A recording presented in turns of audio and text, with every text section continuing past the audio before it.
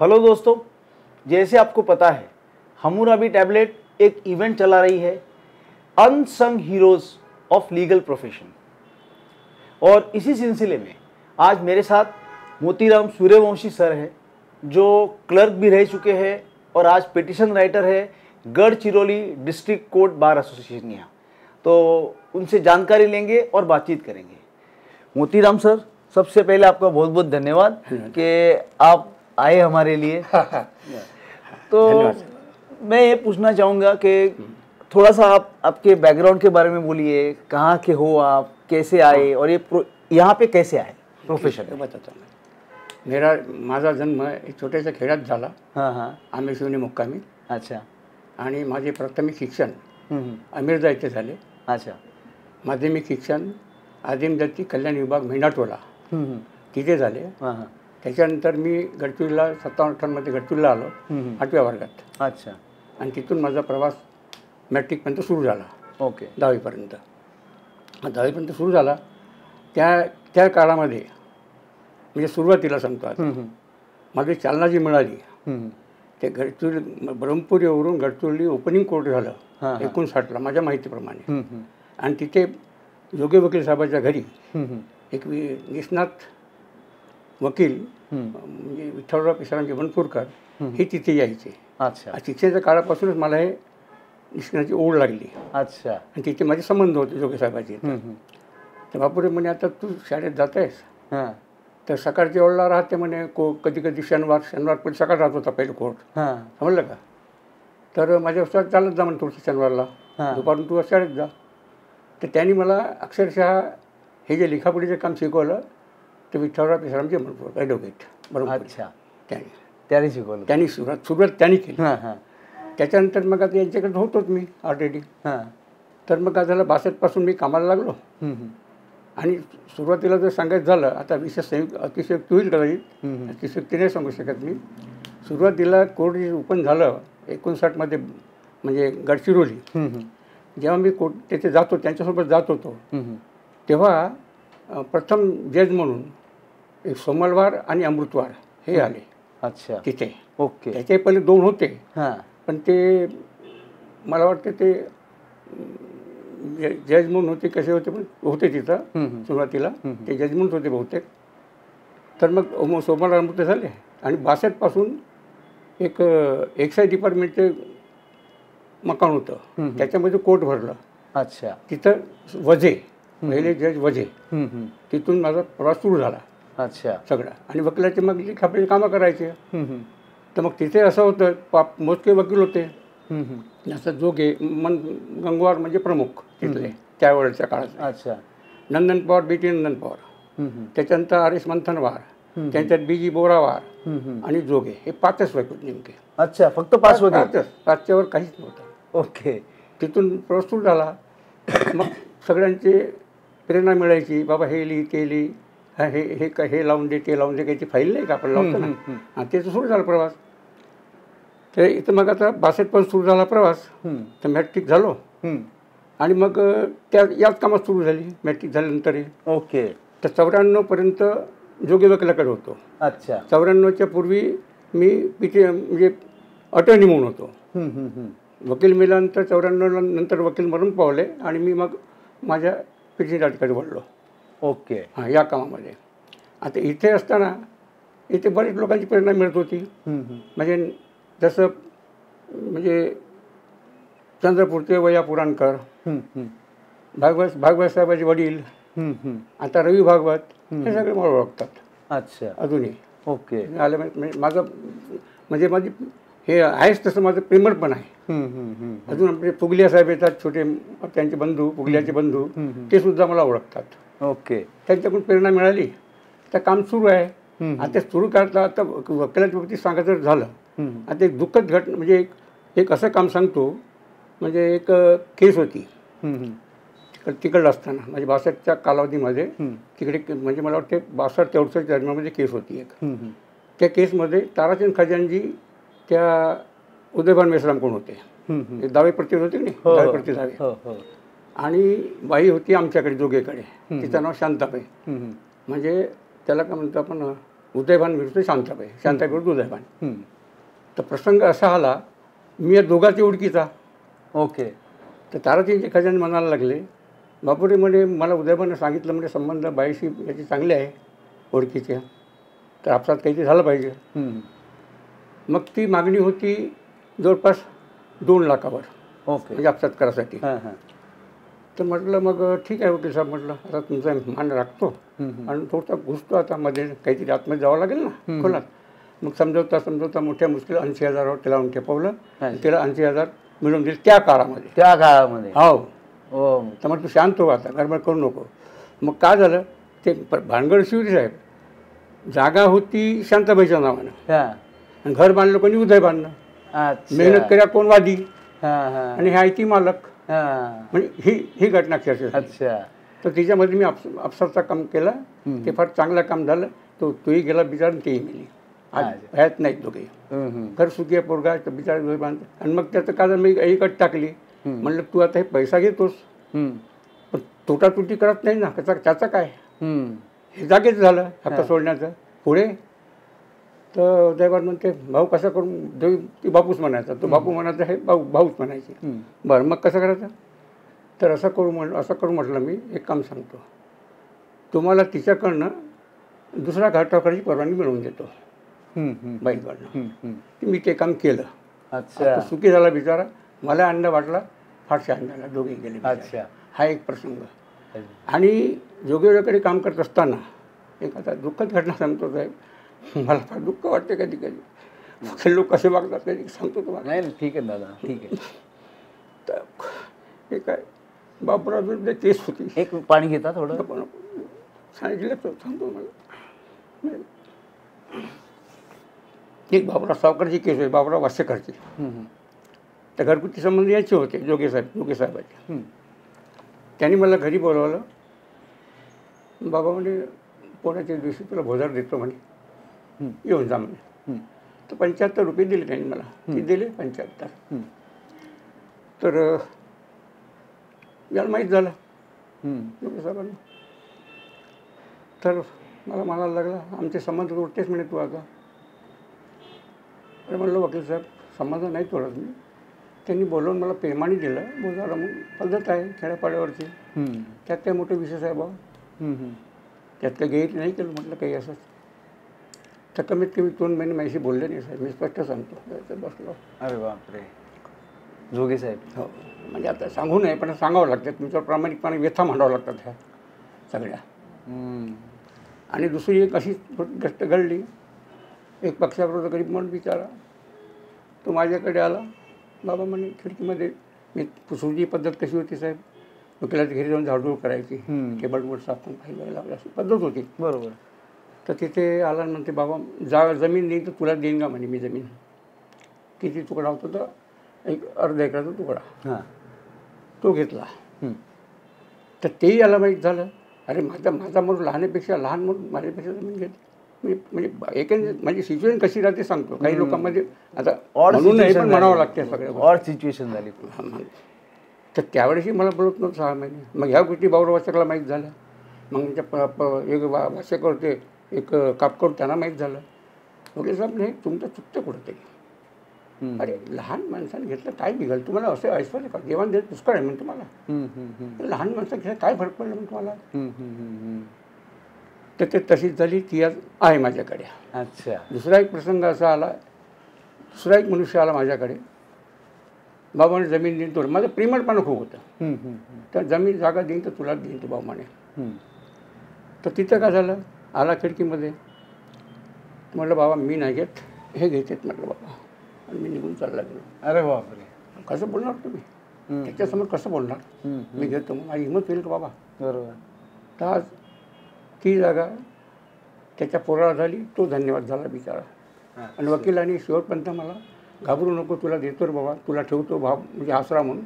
तर मग मला काही शेवटपर्यंत काही केलं नाही आणि शेवटी निघून गेला. सांगावं असं वाटतं, दुःख सांगावं वाटतं, प्रसंग कसे येतात. आणि आता एक कोर्टाचे कामाचे प्रसंग असा आहे की एक केस म्हणजे क्रिमिनल केस सुरू होती.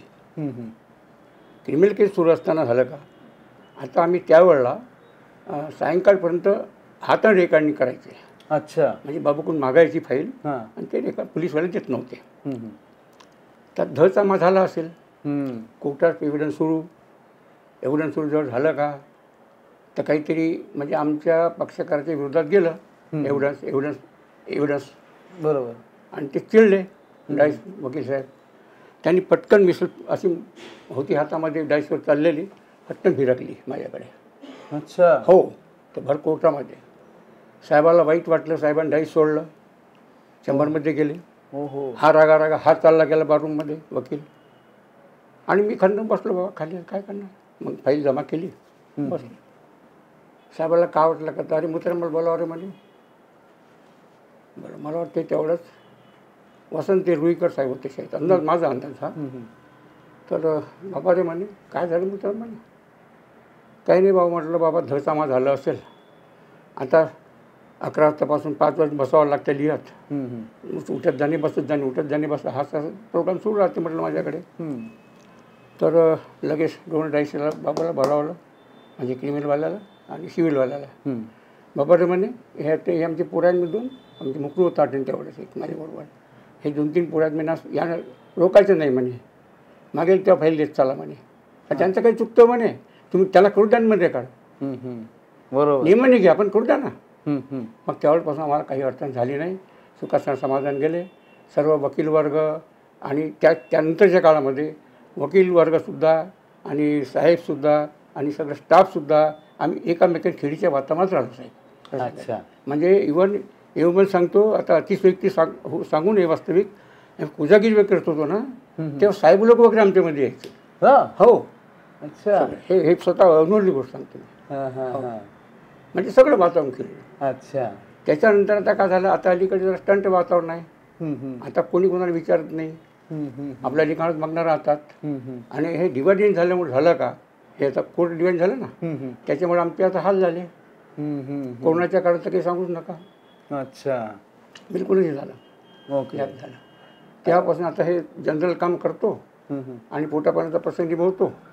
आणि दुसरी महत्त्वाची गोष्ट माझ्याकडे जिल्ह्याची ओळख झाल्यामुळे झालं का, पुष्कळचे लोक येतात माझ्याकडे रेव्हन्यू कामाचे, लँड रेकॉर्डच्या कामाचे. लँड रेकॉर्डची अपील वगैरे लिहून टाकतो मी. अच्छा. वकील लोक सांगतो बाबा हे आमचा गणित आहे म्हणते लँडवाला, माझ्याकडे टाकायचे मोठा तिकडे जा. आता टायपर सांगेल तो त्याच्याकडे जा.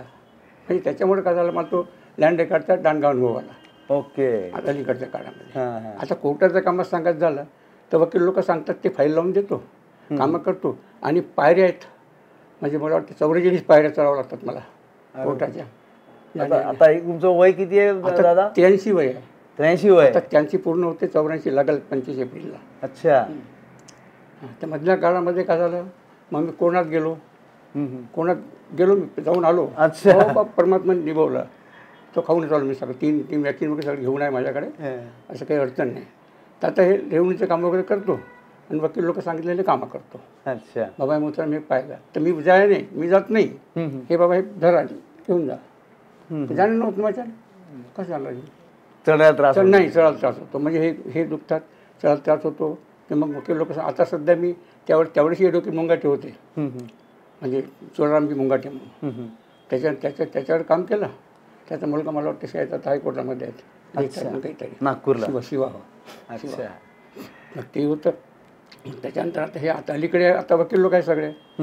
आता मेश्राम साहेब वगैरे, आमचे मेश्राम साहेब, नाजवर साहेब हे जे आहेत ना, हे मी असताना जोगे साहेब वगैरे काम करायचे. अच्छा. हे जे गरमडे हे जोगे साहेब काम करायचे.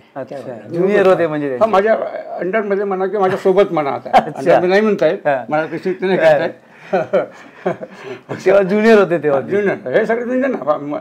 माझी वय किती आणि याचा जन्म किती, तफावत किती आहे. दादा असं झालंय की तुमच्याकडे काम करणारी वकील मंडळी होती, त्यातले काही जज वगैरे पण झालेत का? झालेत ना. सुरुवातीला जज झाला मेश्राम गुरुड्याचा, आदिवासी भागातला. आणि आमचे हे सरकारी वकील तैलानी आहे ते होते, ते तैलानी. हां. त्याच्यानंतर जज झालेले आमचे कडूसकर होते, मूलवाले कडूकर म्हणून कोणतरी. असे बरेच झाले होते. आता ते आठवत नाही. आता तर बरेच गेले. जवळपास आमच्या बारमधून 11-12 जजेस झाले. अरे आता मी तेवढे नाव सांगू शकत नाही. बरोबर बरोबर. कारण की 12 माझ्या माहितीप्रमाणे. अच्छा. छोट्याशा बारमधून बरेच लोक गेले बिचारे.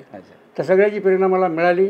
आता सुखाचा माझा आनंदराव असं काही सगळे लोक मला, आणि ते बाबू लोक सुद्धा मला मामाशिवाय बोलत नाही. मामा काका माझे 2 शब्द ठरलेले आहेत. अच्छा. हां, मला यात बसा, म्हणजे माझा असा कोणी अपमानित कधी झालो नाही मी. पण 2 ठिकाणी थोडंसं मला दुःखद झालं, मग तुम्हाला हे कथन केलं म्हणजे प्रामाणिकपणे सांगतो. म्हणजे हे 2 घटना मोठ्या वाईट झाल्या. नाही नाही, आता थोडं बघा एवढ्या, आता तुम्ही तरी मी हे नाही झालो, म्हणजे टसमचलो नाही. माझ्या कामामध्ये मी तप्तर सावलो नाही. अच्छा. आता सध्या म्हणजे ते पण मी आता सध्या काम पाहतो, म्हणजे आता आमच्या किशोर मुंगाटेचं. अच्छा. ते सांगतात बिचारे, आणि आखाडे आणि खोबरे हे म्हणजे बसतात की नाही माझ्याजवळ, ते सांगतात बे बाबा हे फाईल लावून दे, पण ती कामं करतो. आणि आता सुख समाधान मुलं कामात आहेत दोन्ही सध्या. म्हणजे शिक्षण दिलं त्यांना. मी सुरुवातीपासून माझं नेचर असं होतं, मी थाली घेऊन निघालो तिथून, एक तंबू घेऊन, आणि माझं बसताना बसवला मी इथे. अच्छा. शिक्षणाच्या काळात शिकलो आणि घरी घेऊन त्यांचं हे करून दिलं, आणि मी स्वतः म्हणजे बसलो इथे. तर घर वगैरे झालं. आता आनंद जेव्हा म्हटलं तरी हरकत नाही, सुखी समाधानी.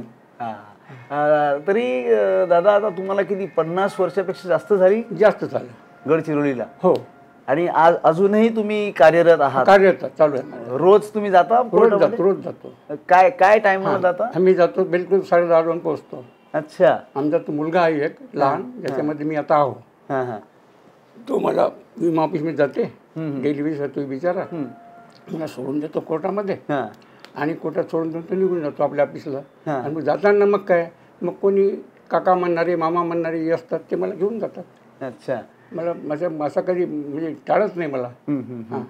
असा एक प्रसंग. म्हणजे दादा असं म्हणायला हरकत नाही की तुम्ही बऱ्याच पिढ्या बघितल्या आहेत. हो, गडचिरोलीच्या वकिलांच्या. बिलकुल, याच्यात काही वावग नाही. अच्छा. आणि थोडंसं मला एक सांगा की आता 50 वर्षापूर्वी काय टायपिंगचं काम यायचं काही? नाही, टायपिंगचं मी सगळं हाताने लिहितो ना. मी आजही हाताने लिहितो. त्यावेळेस WS वगैरे हाताने लिहित होतो. अच्छा. बिलकुल. रेकॉर्ड करायचं, काय करते वकील डिक्टेशन करत आपण हाताने घालायचं. अरे वा. हातात काळ गेला आमचा. अजून मला टायपिंग येत नाही, मी टायपिंगच्या पदार्थाची पडलो नाही अजूनही हाताने. अजून माझी दृष्टी चांगली हा पहिलेपासून गेला आहे माझा. अच्छा. म्हणजे पहिलेपासून सुरुवातीपासून जन्मताच माझा गेला. अच्छा. जन्मताच म्हणजे असे सांगतात की आता माझा जन्म झाला, एक 4 महिन्याचे असताना वडील गेले. अरे देवा. म्हणजे आई सांगायची बाबा रे, म्हणजे त्या सेवावर तू खेळत होतास. म्हणजे अभाग्य म्हणे एका शब्दात सांगायचं म्हणजे. अरे बापरे. पण आता पाहिलं पुष्कळ. म्हणजे मोठे मोठे वकील लोक माझे संबंध साधले बिचारे, ते माझ्या सानिध्यात गेले. सांगितलं मग ताराचंद म्हणून, एक पुराणकर ताराचंद, हे सगळे ओळखीचे लोक होते बिचारे. मी त्यावर मी येणं जे जा करायचं. अच्छा. आणि अजूनही तुम्ही हाताने रायटिंग करता? ॲडजमेंट अप्लिकेशन वगैरे सगळं हाताने. WS म्हणजे ॲडजमेंट अप्लिकेशन म्हणा, किंवा कोणत्या एक्झामशन ॲप्लिकेशन वगैरे सगळं लिहितो हाताने. सगळं हाताने, काही नाही. अजून चांगले लोक म्हणतात तू येतेस कसा, चढतोस कसा, जातोस कसा, पायऱ्या लिहितेस कसं होतं अजूनही बारीक. अरे बाबा हे ईश्वर दे ना, त्या काय करणार, करावंच लागेल ना. बरोबर. बाबा त्याला काय करणार. नाही खरंच म्हणजे करण्याशिवाय होतच नाही ना. आणि केलं. आता कसं आहे साहेब, आता ह्या कोर्ट कचेरी झाल्यामुळं म्हणजे डिवायडेड झालं सगळं. आता डिवायडेड झाल्यामुळे झालं का, म्हणजे काम कमी झालं. आता मला ॲक्च्युली सांगतो. अच्छा. आणि आता माझा जो प्रपंच चालतो तो प्रामाणिकपणे सांगतो. आता मुंगाटे साहेब थोडेसे साथ देत आहेत, बाबा हे कर ते कर, त्याच्याकडे ट्रेनिंग आहे दुसरे, पण तो मला चाहते. त्याचा सिनियर ट्रेनर तो म्हणून बघा, त्याच्यावर तो मला सांगते. अच्छा. तेही करतो, कधी वकील लोकांची कामं करतो, आणि बाहेरचे कामं येतात. याच्या निमित्ताने बाहेरचे कामं येतात. म्हणजे लँड रेकॉर्डचे, कलेक्टर ऑफिसचे, तहसीलदारकडले, हे बाहेरचे आहे ना, चालणार. आणि हे खाते अलग अलग डिपार्टमेंट आहेत.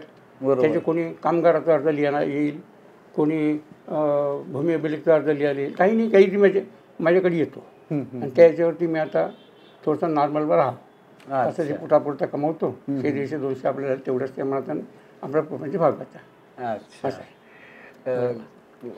तर दादा खरंच म्हणजे एक खूप आनंदाची गोष्ट आहे की वय वर्ष 82 आहे, 82 आहे, आणि सतत आता 50 वर्ष प्लस तुम्ही ही अविरत सेवा काम चालू आहे. मी म्हणतो ही वकिलांची केलेली तुम्ही सर्व्हिस आहे, सेवा आहे, सेवाच आहे. कारण सेवाच आहे प्रकारची. कसं आहे की तुमच्यासारखी माणसं जेव्हा 50 वर्षापूर्वी जेव्हा फक्त 5 वकील गडचिरोलीत होते आणि तेव्हापासून तुम्ही आज आता आजचा पण वकील मंडळीची संख्या बघताय, तर 5 ते आता पुढचे हे सगळ्यांना तुम्ही जी अविरत सेवा दिलेली आहे, सेवा चालूच आहे. तर याकरता मी स्वतः आपले खूप आभार मानतो की अशीच सेवा आपण करत राहावी आणि असंच आपल्या हातनं चांगलं चांगलं काम होत राहावं हीच आमची इच्छा आहे. आणि आपण बोलवल्याबद्दल मी सुद्धा दिलगीर आहोत. अरे नाही साहेब, असं नाही. आमच्यासाठी काहीतरी करा नाही असं माझं म्हणणं आहे. हो निश्चित, काहीतरी करा. निश्चित. बसा. मी लिहून आणलंय तुम्हाला देतो ना. तेवढी स्टोरी आता इथे नसेल आली. अच्छा ठीक आहे, हे नक्की छापीन मी. ते पहा काय. नाही हे जो तुम्ही मला जे दिले ना, काही प्रसंग सुटलेला त्याला. नाही बऱ्यापैकी आहे. 80,000 तुमचा आलेला आहे. 1965 पासून तुम्ही कार्यरत आहात ते आलेलं आहे. 62 म्हणजे 62 आहे ते आता 65 लिहिलं चुकून लिहिलं. 62 आहे ना, 1962 इथे चुकून 65 झाले. पण ही जी तुम्ही मला हे दिलेलं जे आहे हे निश्चितपणे काही बोलण्यामुळे सुटलं काही नाही आहे ना. तर दादा एक मी काम करतो, आपले आभार तर मानलेच आहेत. आणि एक सांगतो, जाता जाता ते कसं आहे, एक डायलॉग म्हणून मारतो आता मी, जोक म्हणून मारतो. म्हणा ना. आएगा जबरी बोला हरी का, छोड़ के सब कुछ जाना पडेगा, नाम हरी का साथ जाएगा और ना कुछ ले जाएगा. भगवंताचा. दादा बसा. हे आमच्यातर्फे तुम्हाला ही छोटासा एक ट्रॉफी आहे ही, की तुमच्या अविरत केलेल्या सेवेसाठी आम्ही आपले आभारी आहोत. हे आभार व्यक्त करण्याची ट्रॉफी आहे.